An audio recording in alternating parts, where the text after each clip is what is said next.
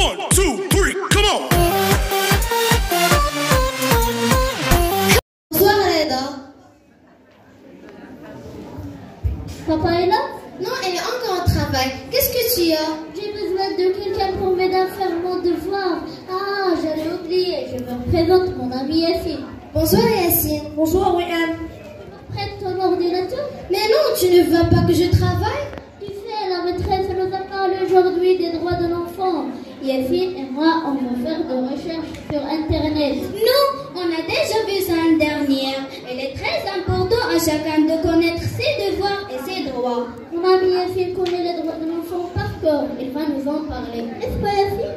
Oui, vous savez que d'après la déclaration de l'enfant qui a été ratifiée par les plupart des pays, dont le Maroc, l'enfant est reconnu universellement comme un être humain qui doit pouvoir se développer sur le plan physique, intellectuel, social, moral et spirituel, dans la liberté et la dignité. Ce problème n'est pas toujours respecté par certains pays. On constate que les enfants ne vont pas tout à l'école, il y en a même qui vont travailler.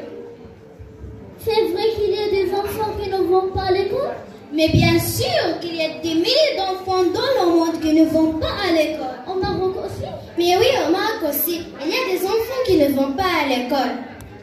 C'est incroyable, mais qu'en font-ils? Ils vont travailler. Moi, je croyais que le travail c'est pour les grands. Mais non, petit crétin, regarde notre bon Aïcha. Elle ne va pas à l'école, elle travaille toute la journée. Elle lave le linge, elle nettoie le parterre et nous prépare à manger.